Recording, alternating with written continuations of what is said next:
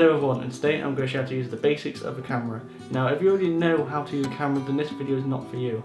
Within this video I'm going to cover what the shutter speed is, what the aperture is and what the ISO is, and I'm going to go over a bit of framing and the white balance and stuff.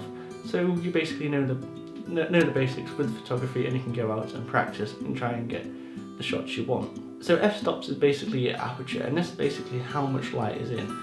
So let's say if you had a really low number like f.8, that aperture would be really wide open. But if you had an f13 or something, you'll have a very closed aperture, letting less light in. So the aperture only just doesn't control the light coming into the camera, it also controls your depth of field. Now your depth of field is basically saying what's in focus and what's not. So let's say if you had a f.13, that would be a very, very shallow depth of field. So everything else would be out of focus, but just like one tiny slither of your frame. And this is very handy if you wanted to focus on one subject like me and have the background out of focus. Or if you wanted to, have you had a row of books and you wanted just that one book to be in focus, you can just select that one book and it'll be in focus and everything else will be out of focus. But if you had like an f.13 with a very, very closed aperture, everything will be within focus, but less light will be in, so you have to have a lot of light to have a very, very big depth of field. With big depth of field, this is very handy if you want to take pictures of big groups of people outside where you have lots of light and you want to have everyone in focus. And this will basically give you more of a chance for things to be in focus, especially if you're using manual focus, because sometimes if you have a very shallow depth of field and you're using manual focus, you can get out of focus like this. Shutter speed is basically how fast your shutter goes over your sensor. The faster that is, the less light will be put in and more images will be frozen. So let's say you want to take a picture of a fast moving image, you'd want to put your shutter speed to 500th of a second or something really high so you can freeze that object within the air. So let's say you want to add some movement to your image. So what you want to do, you want to have a long exposure, probably from about 5 seconds to 10 seconds. And what this will do is anything that moves will have a motion blur to it. But if you're doing this in day for a river or something, you'd want to get a neutral density filter. And what that'll do, it will block any light coming in, well not all of it, just like minimise the light, so you'll be able to do long exposures within a day. And what you want to do, you want to set your camera onto a tripod and face it at that river. And when you take that picture, that sensor will open, and anything that moves within that sensor while it's open will be motion blurred. So sometimes leaves will blur around the river. So ISO is basically how sensitive your camera is to light. So if you had something really, really bright, your camera will pick that up really well because you had a high ISO. But if you brought the ISO down, it will not become so sensitive to light, so your lights in your object will come a little bit dimmer and better.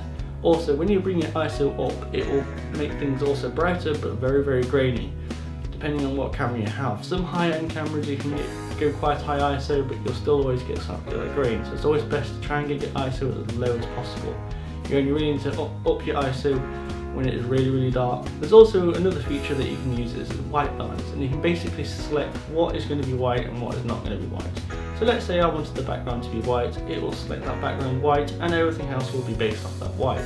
But you can also change this, so if I had like a green sheet and I held that green sheet up and set the white balance to that, the camera will think that that is white and it will set the colour palette to that, so everything will have a greenish tinge to it.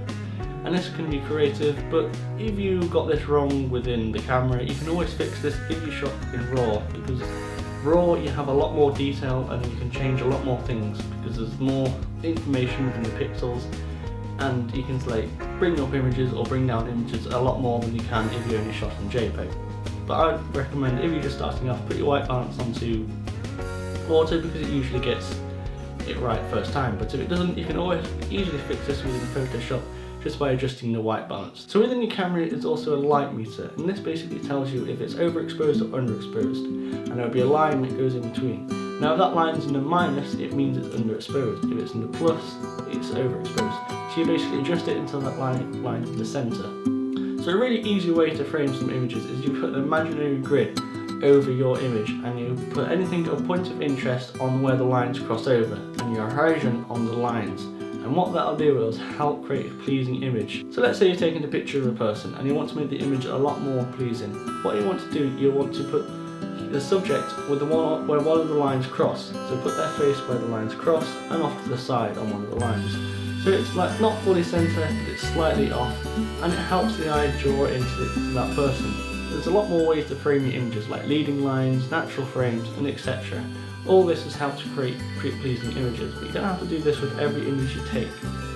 But within other videos I'll go through how to make images a lot more pleasing in a lot more depth, so you understand how to get the image to look pleasing. Thank you for watching everyone, and if you like the video, click the like button. If you dislike it, give it a dislike. If you want to see more, subscribe up there or down there. Thank you for watching, and I'll see you next time for some more editing, photography or film techniques. Thank you for watching, and bye bye.